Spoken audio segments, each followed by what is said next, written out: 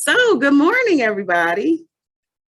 This is going to be interactive. So Good morning. Good morning. Good morning. there'll be no order to speak. There'll be no selection to engage.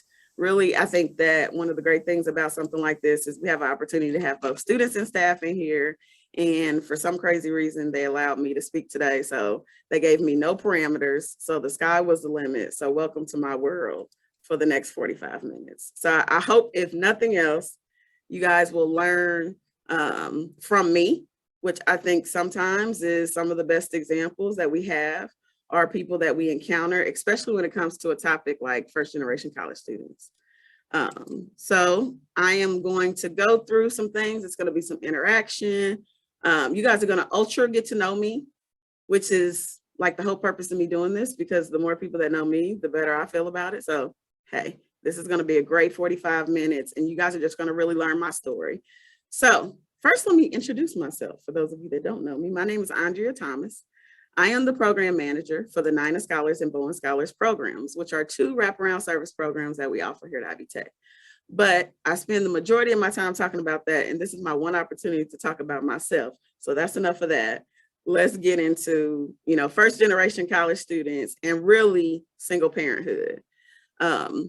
I think one of the greatest opportunities that I've had is to talk about having dual roles in areas where there is so much risk to be unsuccessful, right?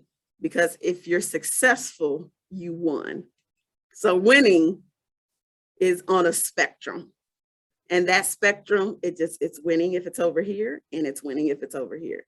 So that's one of the great things about a topic like this is if you classify yourself as a first generation college student, that means no matter what happened in that journey, you earned a credential. So congratulations, you did it, And if you're not done with that, because I know that several of our students are still in that pursuit, the fact that you are here means you won. So congratulations, you're winning. Now, let's talk a little bit about why it's important to acknowledge our students, not just as first generation college students, but also as single parents. There has never been a topic more scrutinized than single parenthood, right? Single parenthood is an automatic indication that you have failed in life, right? You didn't manage to form enough relationships to maintain a relationship through parenting with someone, whether or not your idea of family looks like two people getting married, having a child, and living happily ever after, which is what I grew up under. My parents were married, they had children, they lived the life, right? So I count myself actually very fortunate to currently still have both of my parents. But it's going to get a little bit interesting because I'm going to introduce a term that not a lot of people recognize, and that's a first generation single parent. It's a whole nother level when you talk about being a single parent. So let's just get into me and who I am.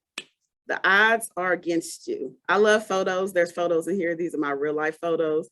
This is a photo of me and my siblings and my grandmother, whom is one of my idols. She remains one of my idols even still to this day. And she will tell you she had a lot of husbands. She had a lot of husbands because back then, if you had kids, you had a husband. So she maintained a husband to be able to maintain her kids. That being said, this is a picture of my high school graduation. So I was one of 279 people in my high school graduation. And guess how many of them were pregnant? One. And that was me. So here I am in my cap and gown with my dress on that I had to get altered to fit my belly. And it's even better because our cap and gowns were golden. So I resemble what you may now know as the yellow peanut M&M walking across the stage to get my degree. And everyone knew that I was pregnant, right? I grew up in the 90s, early 2000s, teen pregnancy. It was a big thing. So one of those things that I was extremely happy about is the fact that I was graduating, because although I was one of the 270 some people graduating in my class, I was not the only one that I knew was pregnant. So welcome to win number one. I graduated high school. And really what was interesting was all of the feedback that I received was you already beat the odds by graduating high school, right?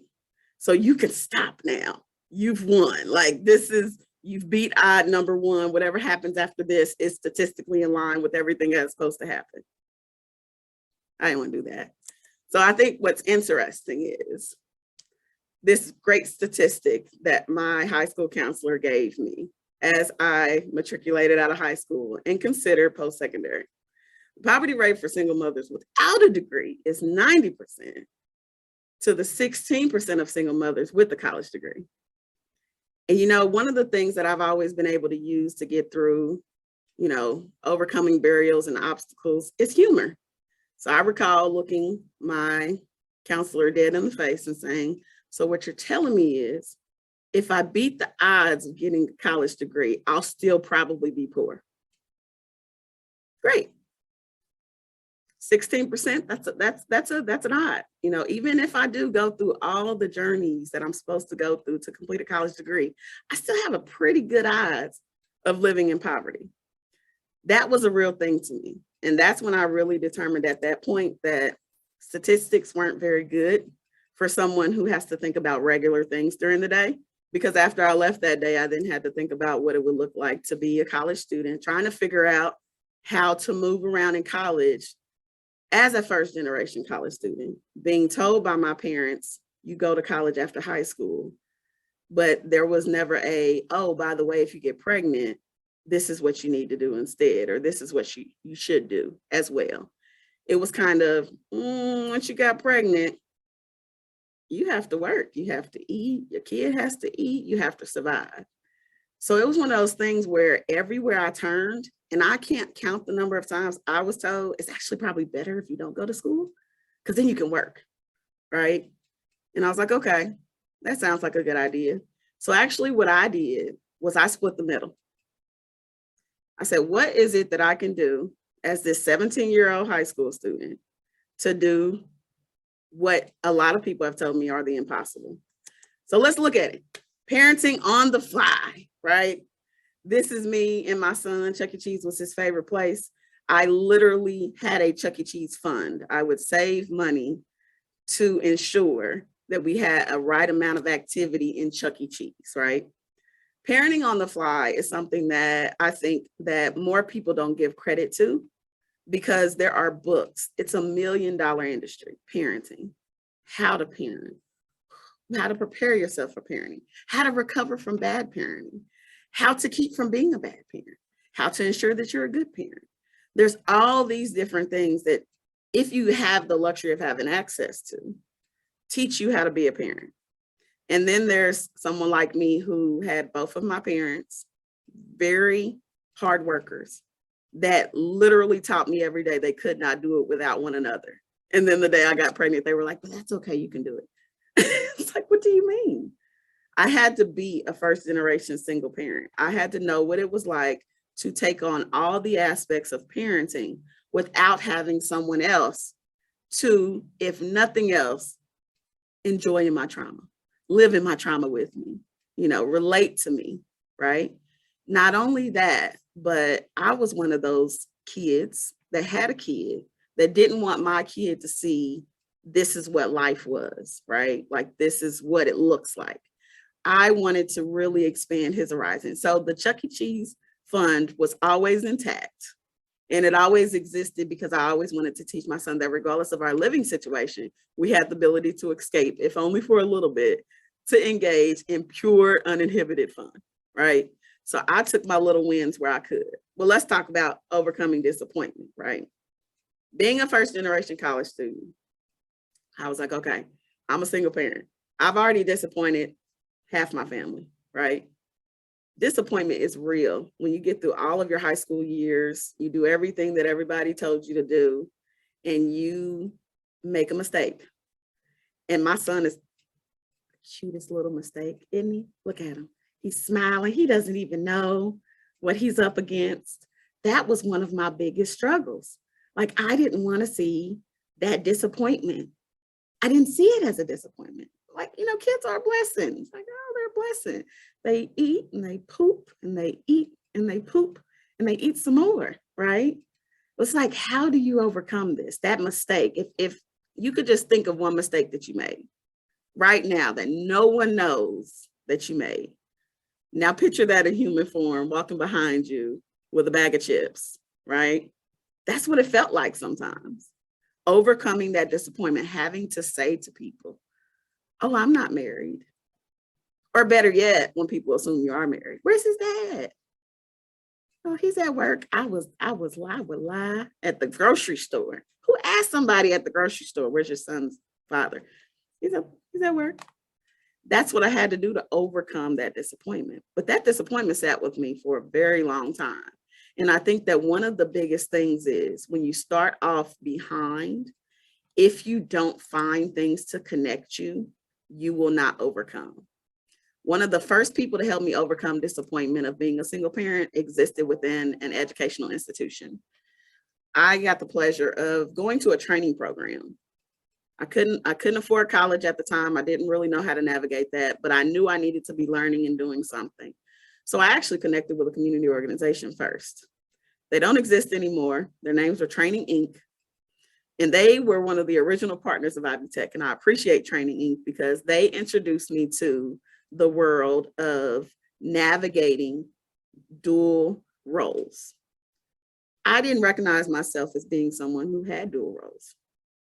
So it's like, how do you address and overcome something that you don't even understand? And that was one of the greatest things about being connected to that organization.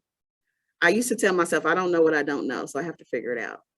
And that's why What Now is so important. I found Training Inc.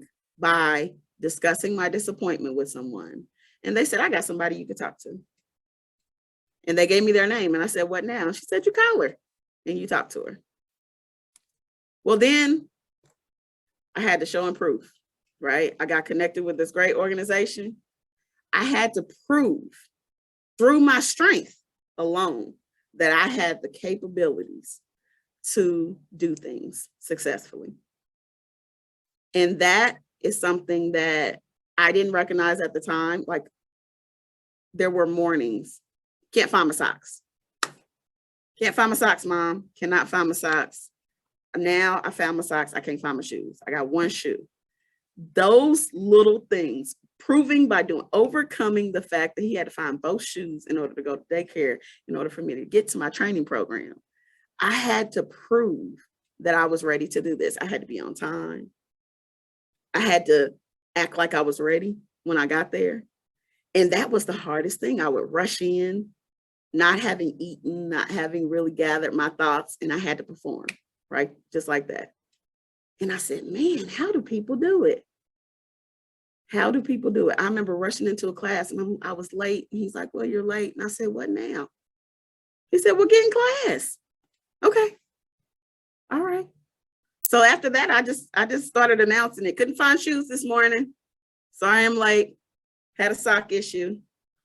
The more I invited people into my world, the more they saw what I was doing and the more they appreciated my ability to prove through my strength by doing, by being there, by being present, right? So I picked up on these subtle little things. Well, as I was living in this wonderful world of everything is possible, I had to recognize the impossibilities very, very quickly. You know, when I finished my training program, I had no transportation. I had been moved out into my first apartment. I was on the bus line. And then when I tell you 5 a.m. was a regular time for me and my 3-year-old, we would get on the Indigo bus and they knew our names. I would have him an outfit and me an outfit just in case the weather changed. I would have my school bag. I would have a diaper bag. It was impossible to get to where I was getting to in the time that I needed to and still get a certain amount of rest.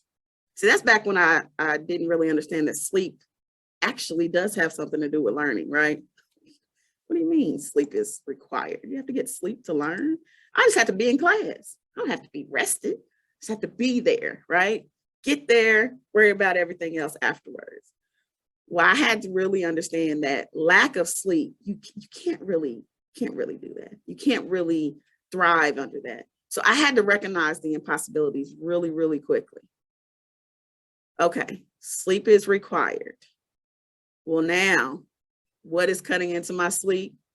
The amount of time that I spend on the Indigo bus. I love Indianapolis, but this public transportation system is not for the weak or the weary. And I'm talking early 90s. You think it's bad now. You should think back then when you had a paper transfer that you had to keep track of while your 3-year-old is getting their juicy juice and not forgetting their cup when you get off the bus. These are real life situations, right? I spent hours on the bus. I used to bring my books out on the bus. Really funny. I hated the bus drivers that were hard breakers because they would hard break and my book would go sliding down the aisle. Next thing you know, I'm chasing my book, and people would just walk past you and look at you. I had to get transportation. I had to. I was working a little part-time job. I only had a few weeks left in my training program, but my goal was directly to come to Ivy Tech. I was going to finish the training program and I was going to go to Ivy Tech. I was determined to prove to everybody that I had it. I had the strength. I could prove it by doing it. But even I had to fail. I came to Ivy Tech my very first semester. And baby, when I tell you I did horrible, oh, it was bad. It was bad. I remember I had an English 111 teacher that had a rule when they closed the door, you had to be in the room. Tardiness I embraced tardiness. It was a part of my life. So coming to Ivy Tech and being told I couldn't get into a room, I did not understand it. I said, this lady wants me to fail. She wants me to fail, but that's not it. She wanted me to respect the time that she had to teach me all these amazing things. And she only had so long. She didn't care about the Cheetos that I had to get for my son. So I had to get a car. I did very bad my first semester, and it was only because I had a lack of opportunity to get to where I needed to get to in the time that I had to get to. So I had to do the dreaded word. It starts with a W and it ends with withdraw. I had to withdraw from my classes, right? I remember walking into Ivy Tech and I remember nobody asking me why you were withdrawing. Nobody said anything. I didn't even do it online. Back then you had to come into the office. You had to wait in line. It was a very long line. I remember contemplating while I was waiting. And I remember no one said anything to me. I just turned in my form and I walked away. I was withdrawn. And I'll never forget that moment because I had already learned what now. But because no one said anything to me, I never said what now. I handed in that paper. I was withdrawn from class and I walked away, knowing that I had another problem that had nothing to do with Ivy Tech to overcome, and that was finding transportation. So I had to recognize very quickly what I needed to do. But what now should always come in every instance. If I would have just that day in 2002 said what now, I would have come to probably register that immediate semester after, maybe even been connected to some of the amazing groups that exist right now. I didn't say that. And the what now is always do it anyway. Do it all anyway. Do it anyway. Not right now, do it next. But there should always be a moment where you tell yourself, even if no one says anything to me, even if I'm standing in front of someone, they're doing what I asked them to do. At the end of that, it should not be a period. It should be a what now. Because at that point, I didn't have anyone sewing into me other than being a single parent. This is the parenting part of my life. It was like, you know what? You're withdrawing from school, but you're not homeless. So you're winning, right? But it wasn't in line with what I wanted to do. So now I had to go back. I'm like, all right, I got a car. What now? And what I love about this photo is every one that's shorter than that tall one was under the age of 5. When I first enrolled in Ivy Tech for the second time, this is many, many years later. This is after 2002. After I went and conquered the world, I've learned how to work in a field where you have really great experience, but you don't have any education, so they don't pay you very well, even though you're doing the same thing that everybody else is doing. Many, many years later, I said, okay, I had this really great supervisor. She said, you should go to school. And I said, yeah, okay. I had 2 3-year-olds, 2 5-year-olds. And then this other one that he was just getting in school. He was 8, 9 years old. He's over here being Spider-Man, living his best life. You know, it was like impossible, right? Absolutely no way that that's going to happen. There's no way that you're going to get me, right, to go enroll in college now. I tried that before. I only had one kid and I tried that before. Did not work. There's no way. Oh, and by the way, I don't have a parent that even has reached that point that can even tell me last time I went to college, I withdrew. I don't even know if I can go back. Can I get my financial aid back? I don't even know. What now? Why is what now so important? What now creates a space for the conversation to continue. The conversation never ended. I walked away from the conversation, but the conversation never ended. So what now is what I should have said to allow the conversation to continue. And the conversation always feels different when the majority of the people that you're talking to are aware of the odds against you. And that is what I want you to take away from this. When someone approaches you, when someone sees this walking towards them, because this walked on campus fairly often, me and this in tow, right? There are already some things that they're assuming. Some of them have nothing to do with being in college. Some of them is like, "Ooh, baby, how old is some babies? Like, where is she going with those babies? Are those all your babies? Are they twins?" Which clearly there's some twins in there. You know, all these things that have nothing to do with college, because this is where I am. I'm in college, right? So the first thing I had to learn was I had to create my own story. Okay. If you don't create your own story, they will create it for you. Who are the they? The ones that are looking at you, the ones that are saying, "Ooh, who's having babies?" Right. And when in doubt, empower it out. Now, this is something I actually I saw probably my second semester on campus. She was an IVYT teacher. I never forget, she was an adjunct faculty. And she was like, "You know, you can empower your way out of a lot of stuff." And she said, "You know, they say fake it till you make it work, because it really does work." And I said, "You know, I don't know about that." I did not want my story to be something that was left to assumptions. Um, we wear our experiences sometimes as a badge of honor, and sometimes we hide them, right? So, looking at me as a single mother of five, there are some pretty safe assumptions you can make. Housing insecurities, likely. Food insecurities, probably, right? Financial, insecurities, definitely, definitely, right? But there were even things just about my kiddos. Like, I had cultural sensitivities that I was up against, Oh, here comes this Black woman with all these kids. I was like, yep, that's me. I'm the Black woman with all the kids, single parent, yes. And you don't have these kind of conversations in regular life. When you're a single parent, you tend to have conversations about your life that really other roles present. So, for example, when it comes to gender and sexuality, you find yourself having some of the most amazing conversations in the strangest places. Like, I'm expected to discuss my sexuality with you in the elevator, right? It's the same thing with children. I'm expected to discuss my family unit with you while waiting in line at the grocery store. Like, really? Like, I already have all these other things to worry about. Now I have to quantify my life with you while I wait in Kroger and hope they accept my coupons. These are the things that we are up against. You're constantly reminded of who you are, what you are. And that's why single parenthood has so many things that are in common with other areas. You don't have to be a single parent to know what it's like to live in this situation. You can be someone that enjoys self-expression, that wears your identity proudly, and it's always going to be up to scrutiny by someone else because they have a story that they have already presented before you even have a chance to open your mouth. And that's why it's important that regardless of what your story is, you create your own story.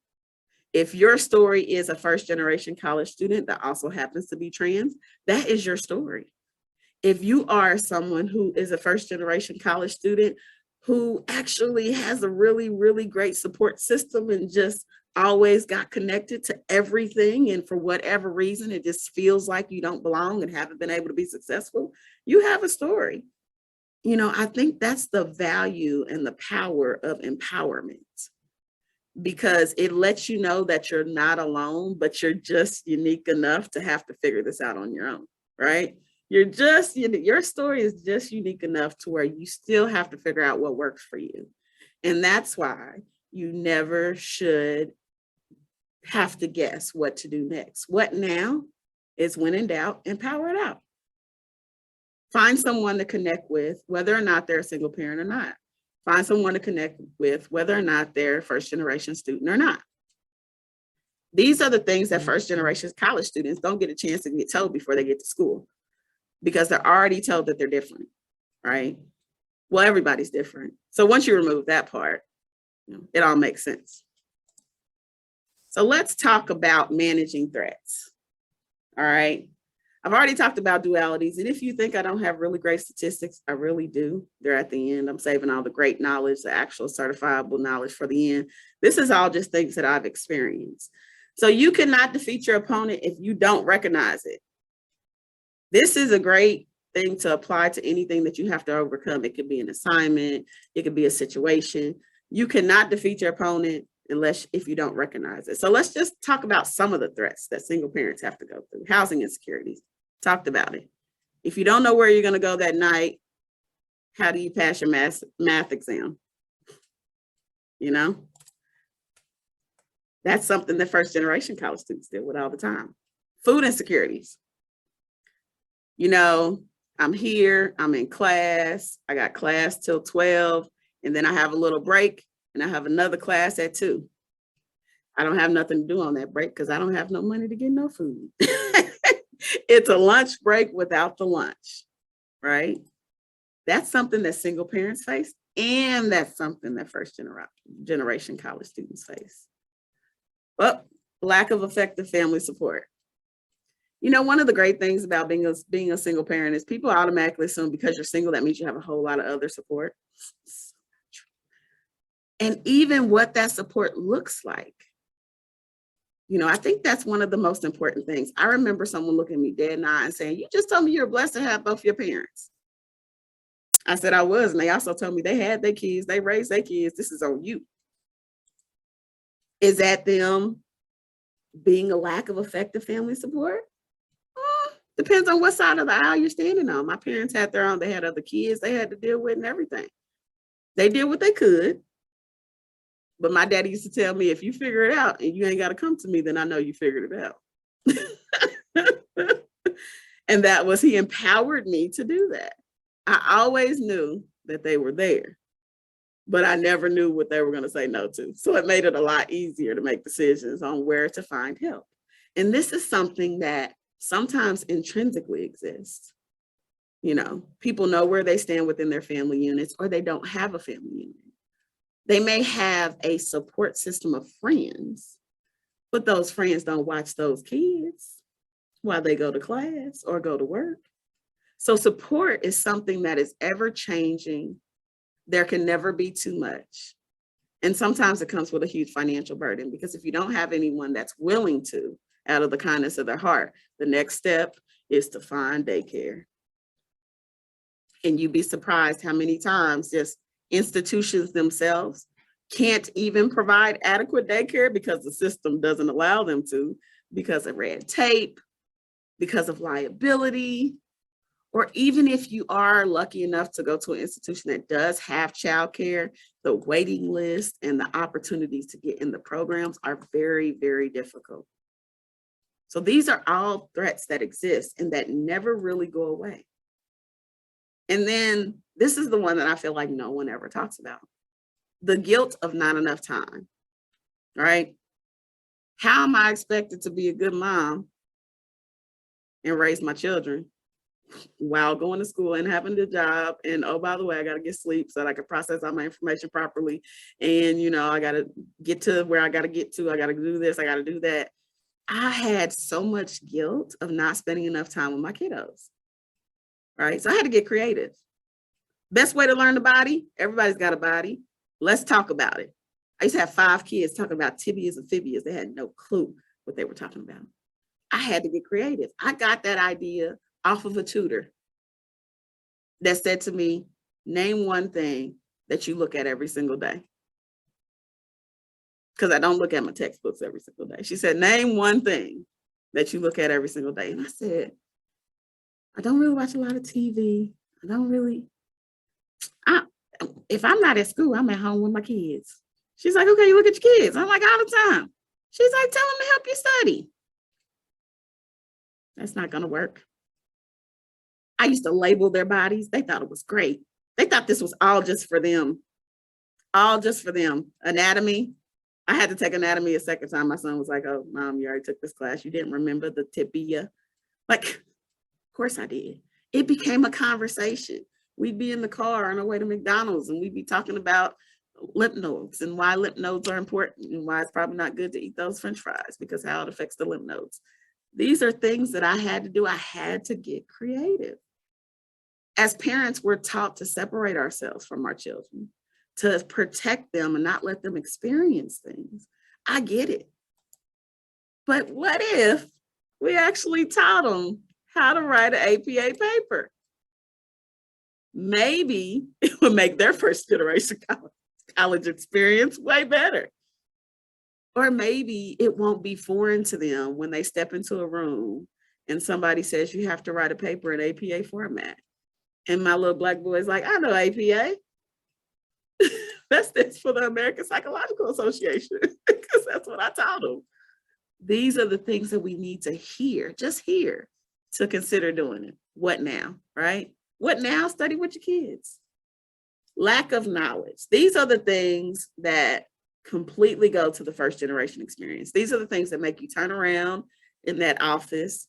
These are the things that make you not want to re-enroll. Lack of knowledge of processes. You know, I think far too many times we don't give people credit to allow themselves to understand things. As college professionals, we know we only have a certain amount of time with our students. And sometimes we select what information to tell them. And as students, sometimes we select what information to ask. Sometimes it's just better to consider that if we lay all the cards on the table, that the student and us can come up with the proper way to do things, because sometimes the trust is not there. Sometimes students don't trust us with their information.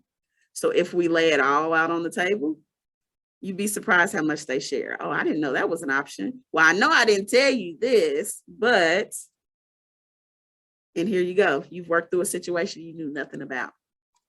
Trust. That's what this is about. This is about trust. We can have this first generation symposium and we can talk to first generation college students. And you could be a first generation college student and know these things. But if there is not trust in the people that are delivering the information, then it will not stick. And this is why your appearance, your non-vocal communication, your body language, the assumptions that you make when having a conversation are so important. People would assume that I, couldn't go to an early class because I had kids, right? People would assume that I didn't have daycare. People would assume that because I did have a place to stay and I did have food that week and I did have a car, that I was well off, which was even worse, because then I would get lack of connection because I seemed to be put together. These are all the things that having dual roles, this makes it a real conflict. Learning barriers. We're already in college. The last thing we need to be told is that it's hard to learn. Right? It's hard to learn. What do you mean it's hard for you to learn? What does that look like? Math. Woo, math. Woo, math. Just saying it makes everybody quiver. It's like, I remember coming in and saying, what doesn't require math? Okay. And then can I take math by itself? I know you got tutors. I know all that stuff. Yeah, we got statistics. I get it. No, but math, can I avoid it? This is an age-old topic. There's no other way to support a student through this than to acknowledge the giant in the room. You hate math. I hate math. We know money. We hate math. It's not the same. So acknowledging that threat is there, that learning threat is there. And it's important, I think, sometimes in the delivery of how class works, you know, if someone asks a question and is publicly told that they're wrong, you may never see that student again. First generations, all the time. First of all, if I say anything, you're lucky. Second of all, if I do say something and you tell me I'm wrong in front of everybody, oh, baby, don't count on me to talk anymore.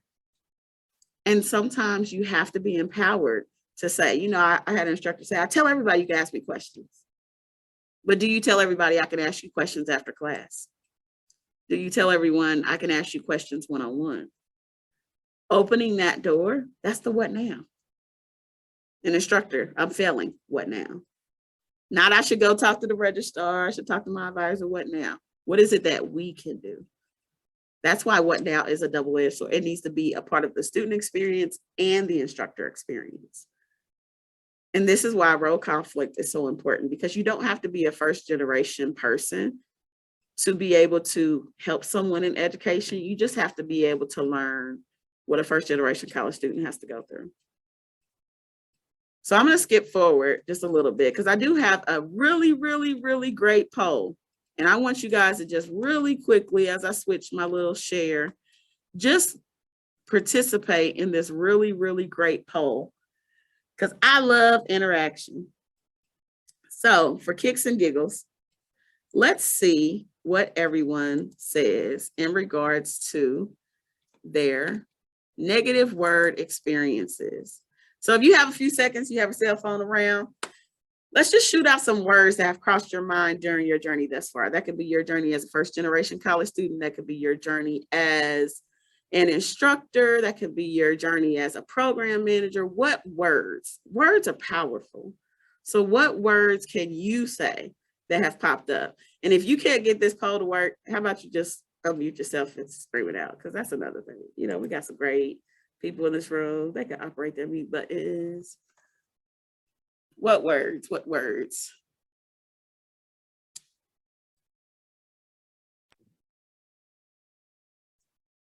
All right. Ooh, staff responsibility. Ooh, ooh. That could be a positive and a negative, right?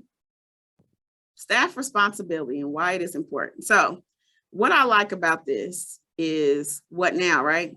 What now? Staff responsibility. Is it working? Oh, we got change. We got quit. Maybe you should quit. Maybe you should stop. Growth. What does growth mean? Does growth mean I went from a 76 to 78? Financial aid, accountability. Yes. You guys are really positive in this group. Belief.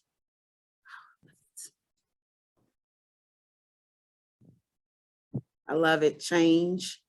Pray. Woo, there it is. Pray. What now?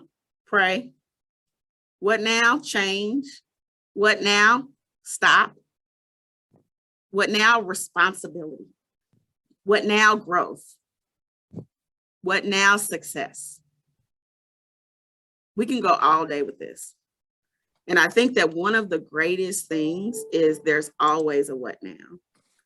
Now, I want to be respectful of time, but I have to give you guys these amazing statistics because I worked all night on these amazing statistics. And I feel like that I would be remiss to not let you see them, okay? So what now? I just want to throw this in here. The chancellor said something that was really good. He talked about being a pioneer of sorts, right? What now technique is universal to managing threats and forming solutions? Where losing is probable, winning is still possible. And I have some really great stats to back this up. So look at the stats. Is the evidence there? You have a 50% chance of succeeding and you have a 50% chance of failing. All right. And when you fall into one of those areas, you guys are ready for this really great stat, okay? After you fall into one of those areas, guess what? There's a 100% chance that you're going to have to do something else. 100%. Once you succeed, there's a 100% chance that you're going to have to do something else. And once you fail, 100% chance that you're going to have to do something else. These are riveting statistics, people. This is true in every single situation. After you do that part, 100% you're going to have to do something else. And that is what I want you guys to get out of this. This is a picture of me when I graduated from Ivy Tech for the first time. And this is one of my greatest quotes. I love this quote. This is something that I think that I had on my mirror multiple times. I used to let my kids write on it. They know it. Every worthwhile accomplishment, big or little, has its stages of drudgery and triumph, a beginning, a struggle, and a victory. Every single journey, everything you do, big or little, whether it be cooking dinner or whether it be completing your capstone course, which is the last class you have to take for your associate's degree before you go to the next university to figure out what the heck you got to do to get the next degree, right? Everything, big or little, has stages, right? And this is me, current time. All those kids, they big now. And the biggest thing is the journey has changed. I have earned degrees and I'm still a first generation college student. I have earned degrees and I'm still a single parent. I have earned degrees and I am still not immune to the trials and tribulations of life.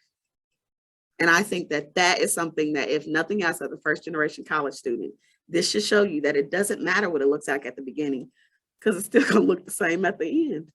You are who you are by what you go through. So I want to thank you guys for allowing me this opportunity to share my story with you. And I would be remiss to not highlight all the wonderful people that are here today to help you overcome your struggles. So this is just some amazing information. If you don't know about these groups, I belong to an amazing group of wraparound services programs. We do amazing things. We can be that person to influence, aid, change, pray, math you to the next step. So I hope that you got something out of today. And if you didn't get anything out of today, you can at least say, I don't have 5 kids. and I made it through generation, as the first generation college student without 5 kids. So I appreciate your time. I hope that you learned something. If you have any questions, please feel free to ask. I don't know what the process is after this. I've just enjoyed talking to y'all this morning. Thank you, Andrea, for sharing your first gen story. And it goes right in hand with some of the activities that we had earlier this week, talking about the intersections of first gen students and other identities and roles that they're navigating in life. So thank you so much for sharing. Absolutely. My pleasure. I can't believe y'all let me talk about myself this long. This is awesome. So how long have you been at Ivy Tech in a staff faculty standpoint? Yeah, so the first time I stepped foot in Ivy Tech as staff, it was in 2008. My first time stepping foot on Ivy Tech campus was in 2002. So that's the really funny thing about it. And when I started part-time, I was a nursing major. Woo! Nursing majors that didn't make it to nursing. Woo! We're here. And look, we're still successful. So yes, I started as a nursing student, and working part-time here. I think I learned very quickly that helping people had a lot of nothing to do with anatomy. So I really learned really quickly through, honestly, our great advising office. Celesta was one of my original advisors. If you know that name, she is just a great person that's been at Ivy Tech for quite some time. She was one of my first advisors. And she looked at me and she said, girl, I don't know what you're gonna do without them kids, but we got you enrolled in these classes and you let me know if you need anything. And that's all I needed to hear, honestly. And I think after that, I fell in love with Ivy Tech as a place, which is why I'm so passionate about it. Because really, truly, if I would have been approached with anything else, I would have run amok still, but it would have been in another college or university. So I think that if nothing else, I felt embraced to stay, to persist, to overcome. And really, really, I think, all of these programs existed while I was here. And the struggle of being a single parent allowed me to have blinders. It really did. It allowed me to go with the first yes. And And I think the first yes got me to where I am today. But I want everybody else to go and find out multiple yeses, because they do exist. Andrea, you were here, but I don't think you were ever a part of our TRIO program. But I think Never. the most important thing is wherever students find that support, stick with it and encourage those connections and finding their folks on campus, wherever Yeah. that might be. Absolutely. And I think it even goes further to say, once you find one, you shouldn't stop there. Because I think I did learn very quickly that finding one worked for me, but it was not without struggle. You know, TRIO was here. I got as close as to having a Bowen application in my hand, which is, things come around full circle, because here I sit as the program manager of Bowen, and I'll be like, why don't they apply? Honey, same reason I didn't apply. I had to get dinner ready that day. They gave me a paper application that got spilt stuff on it. Then I was like, well, I can't turn this in. So then I went and looked for another one, couldn't find it. I stopped after 1 second, couldn't find it. Then I asked somebody about Bowen. They was like, yeah, it's a great program. I was like, I'll check into it. Never followed through. I know that if I would have connected myself with multiple different people, and if the person sitting across from me would not assume that I was okay anyway, because that's the thing. I had a lot of people that knew TRIO. I had a lot of people that knew Bowen, Nina, but they thought I was okay anyway because I was here. I constantly showed up. You know, I was active. I constantly advocated for myself, and I constantly had a positive affect. But that's the thing. I had a positive affect, knowing good and well that today was Thursday and I don't get paid till Friday. So my son is going to eat, but I'm not going to eat. Like I knew that. And if someone would have pried just a little bit, I would have presented that my affect is just that. Like, I have to wear this because this is what's helping me to survive. And that's why I think that this work is endless, because if we have people that present that way that are struggling, look at the people that are not here. You know, we need to not assume. I think if we assume, we're taking away that what now. There should always be a what now. When you have a student that's doing well, you should always say what now, because what now is, we've gotten them, you know, I used to love the word homeostasis when I was in high school, right? You just got to reach homeostasis, right? It's all your needs met. Great. But that's not what life is supposed to be. Like, homeostasis is supposed to exist anyway. You know, it's supposed to be there anyway. Like, food is supposed to be there, housing is supposed to be there. So like, once I got enrolled and I had a book, nobody was concerned about me passing except for me. And that's the thing. Like, we need to go the extra mile. And I think if nothing else, we can be empowered by the fact that people bring people. You know, someone once asked me, if something is broken, and if you have a spirit that is broken, if you have someone that's broken and they're ready to give up, you can't make them do something that they don't want to do. 100% believe that. But free marketing is free. Free marketing is free. If I have someone that doesn't want to do it anyway, my 10 minutes of a conversation about what I did, it's free anyway. What is it going to pay me? It's free anyway. They're giving up anyway. Like, but what if, you know? And in 2002, when I walked away, I held on to that because I know that I would have done it anyway. It wasn't a matter of when, it was a matter of if. I'm sorry, it wasn't a matter of if, it was a matter of when. And the if hung over my head from 2002 to 2008. I kept saying, why ain't I say what now? I know I should go back. Ivy Tech was everywhere. You know how you see cars, once you buy a car, you see that car everywhere. It works the other way. You know, you walk in Ivy Tech and you think you're gonna enroll. If you walk away and don't enroll, you're gonna hear Ivy Tech commercials. You're gonna see Ivy Tech emblems everywhere. It happens. So it's like, we need to play off of that. We need to feed into that. People have their own desires that starts so small. The smallest thought, I need to do something. I need to do something to change my situation. That's all we need to get them going. That's it. Yes, Mr. Lazo. Hey, how are you? Good. Well, I first, thanks for sharing your story with us. Absolutely. Of course, I'm a first generation college graduate as well, but of course, I didn't have any kids back during that time. It's probably a good thing for me. I still Look at you. don't know what I'm doing with kids Me now, but neither. And mine's 20.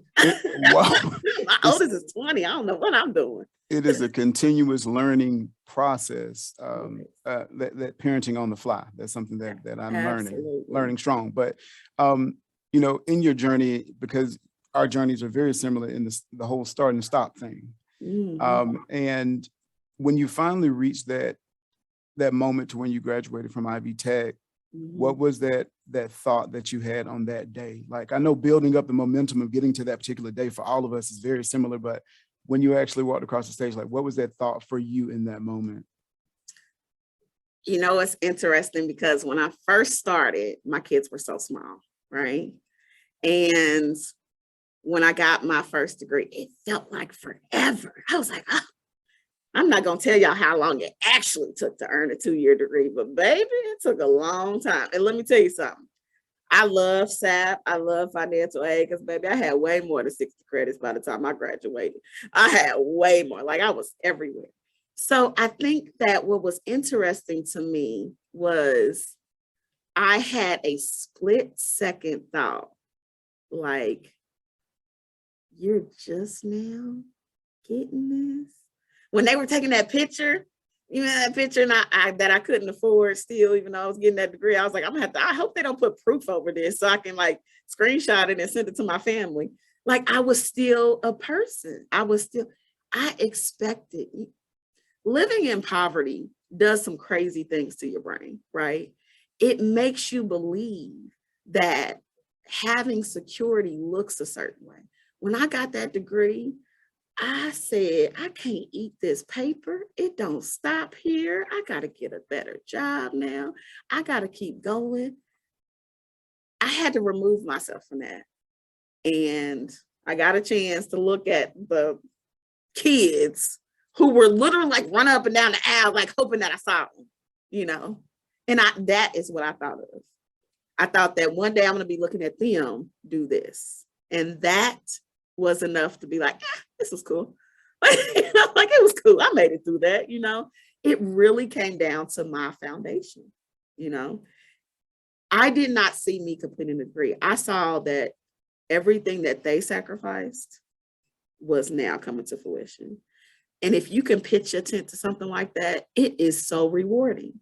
Like my son having to have me at basketball games, knowing I had those books open and knowing that like that cheer for him after he hit a shot was an afterthought. He was seeing my work. He was joining in that. That's what made it important to me. Because he was the one that was there from the beginning to the end. It's funny, the younger ones, they lived in La La Land. They thought we were perfect. They was like, my mom goes to college. My mom goes to Ivy Tech. We go to Ivy Tech. All the time she got an office. Like they were just happy to see the end result. They weren't concerned about anything else. So I really think that I had to stop everything that I was used to. I had to stop the thoughts, the negativity, and the beating myself up for taking so long. It was not what I thought. That's what I had to enjoy. I had to enjoy the fact that the journey wasn't over. There was something else coming right after it. But the people that I did it for got to see it for themselves. And that is what, honestly, I pitched my tent to.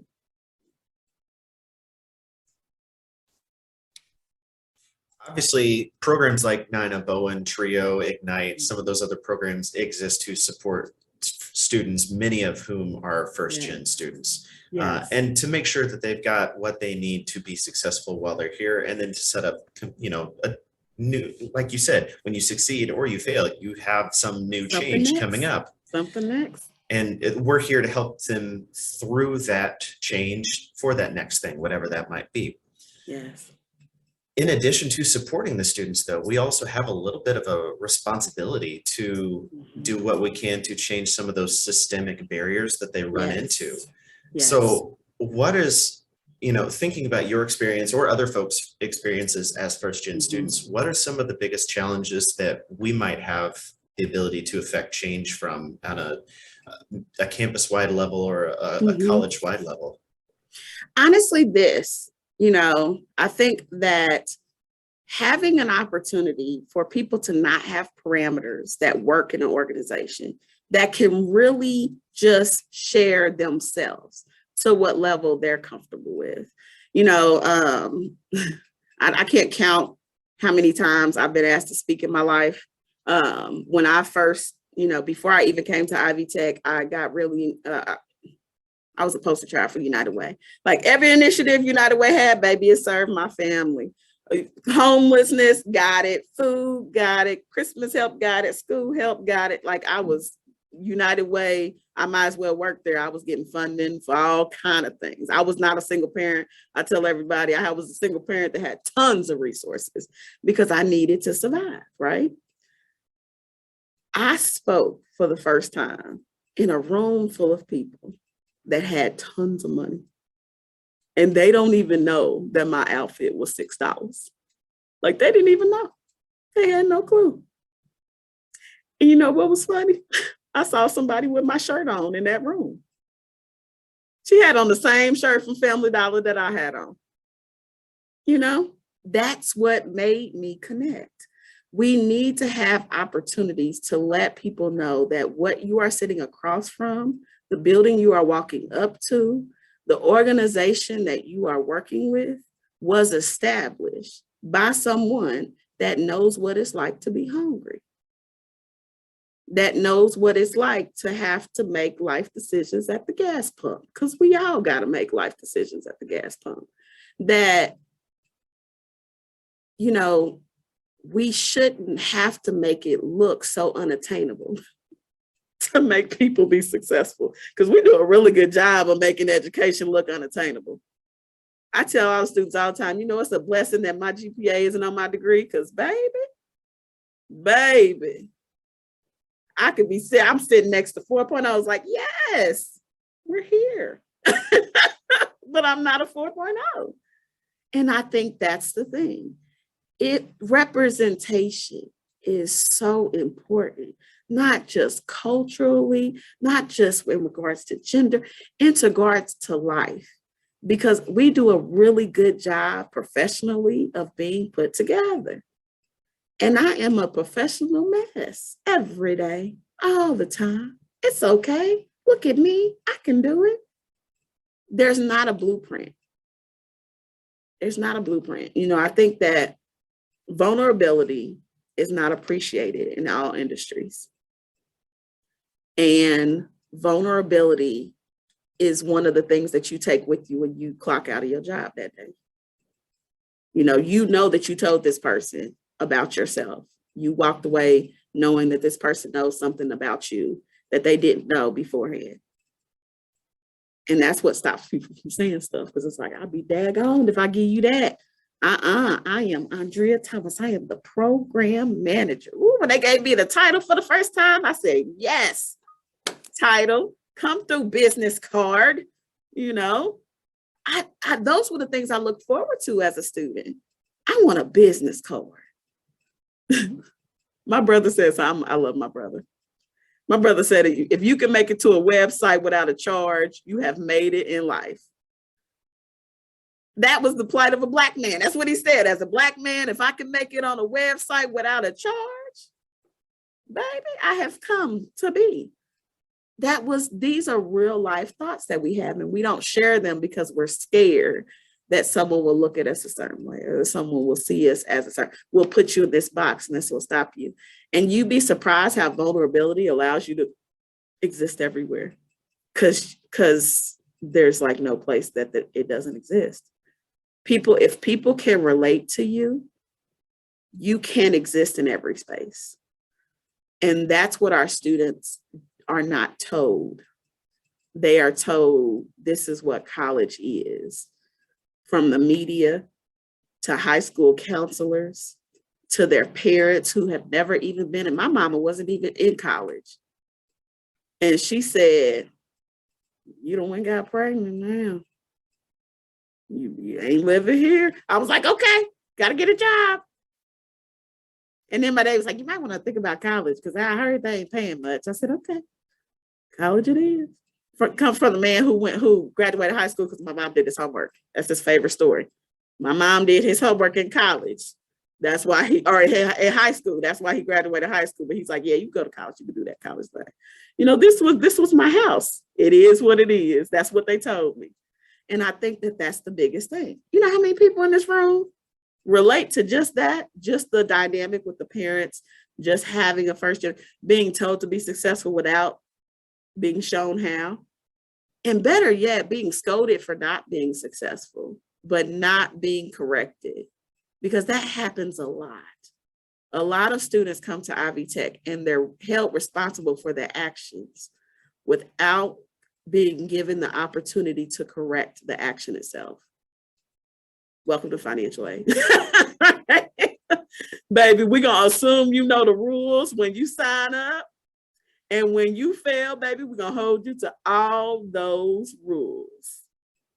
But this is life. This is the world. This is the government. This is the state. This is policy. This is it. So I think, vulnerability, we are people too, and we need more people who are vulnerable to make it to high places, because then maybe our systems will start looking more like vulnerable saving institutions. So yeah, vulnerability.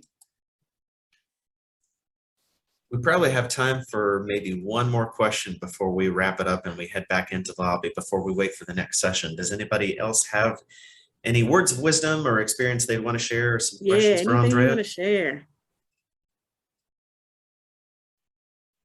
Miss Andrea, thank you so much for being so candid, which I know that you are.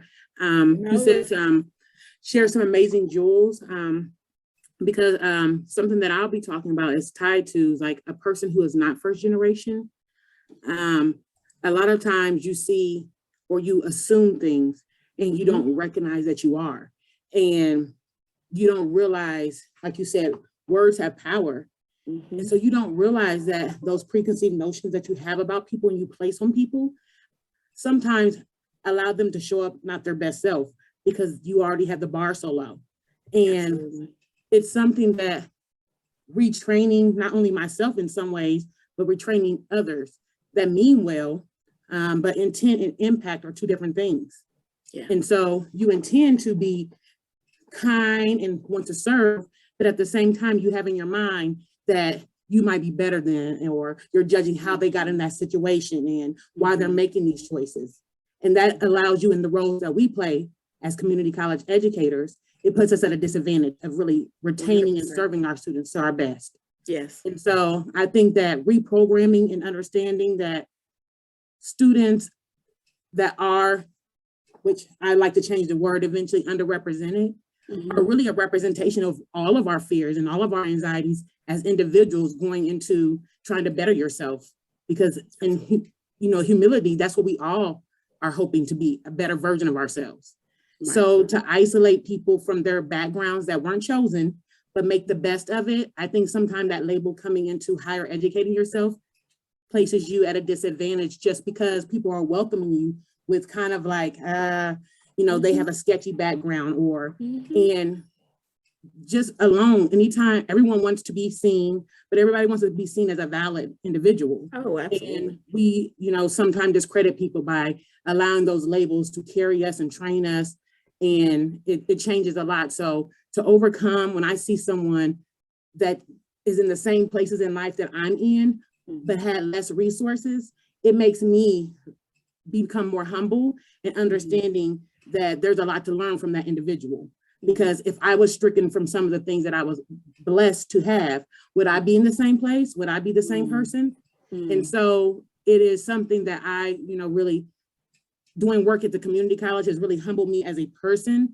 And then more importantly, once I went into being a mother, working on my graduate degree, I understood some of the things like parenting on the fly, some of the things that you say that I look back, I'm like, oh my God, I was so judgmental of like my friend or this person, because I was still looking from a lens of privilege, thinking like, I would never do that. And it's like, now I was a grown, older woman, still a mother in school, and I was making choices and procrastinating. And it was just like, it was a experience that made me connect better as an advisor, because I was an advisor at the time, but it made me realize what my students are really encountering, even when it comes to support.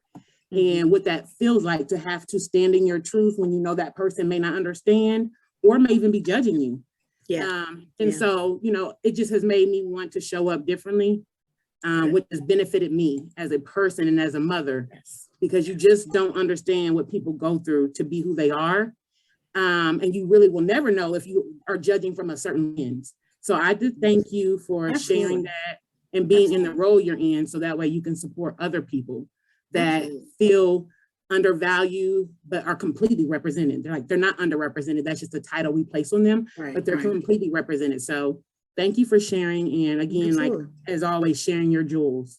Absolutely. And and I do think it's important that we highlight guilt as something that, whether or not you're first generation or not, whether or not you're a single parent, it goes back to identities. Whether or not you can identify with that person by having similarities, don't let the guilt stop you from going through the motions of getting to learn that experience. Because we're really blessed nowadays. Like, I could say this in a safe place. It's a safe place. Y'all understand this. I grew up in the 90s. Nobody was gay in the 90s. Nobody was gay. Nobody gay. Can't talk about. Y'all know when nobody. Look.